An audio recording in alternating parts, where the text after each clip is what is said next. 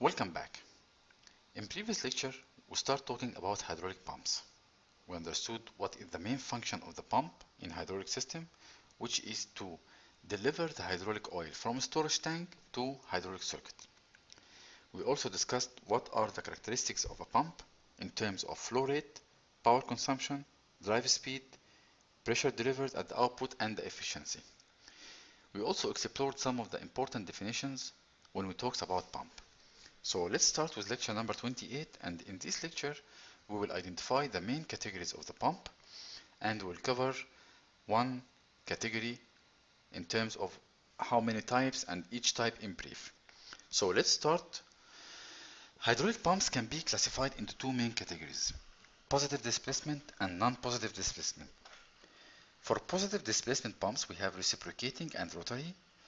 The non-positive displacement will have centrifugal pumps. For reciprocating, we have various types. The common ones are piston, plunger, diaphragm. For rotary, we will cover gear, loop, van, and screw. So let's start with the first type, piston pumps. And from its name, it's piston, using piston to deliver the output. In this pump, a rotary motion of the input shaft is converted to reciprocating motion.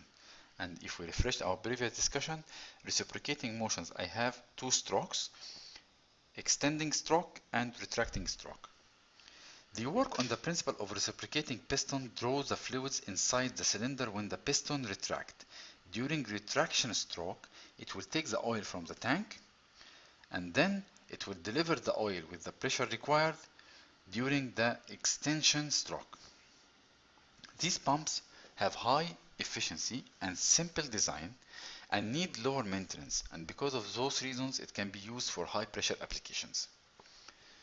The next type from reciprocating pumps is the plunger pump, and it's exactly the same mode of operation of piston pump, except instead of using piston I'm using a plunger. The same here, rotary motion converted to reciprocating motion, and during the retraction stroke it will take the oil from the tank and then give it to the system during extension stroke. It can provide higher pressure condition than the piston pump, one of the advantages of the plunger over the piston pump.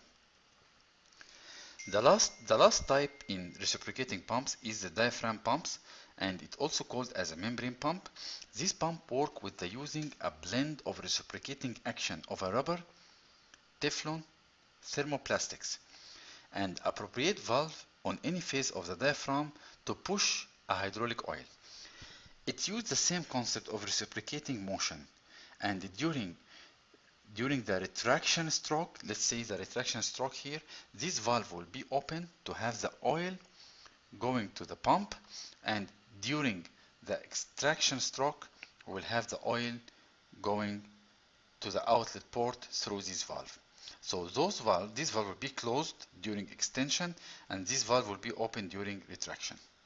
It can handle fluids with high, low, or medium viscosities, and can handle toxic or corrosive fluids, as they are assembled with extensive range of diaphragms and body material.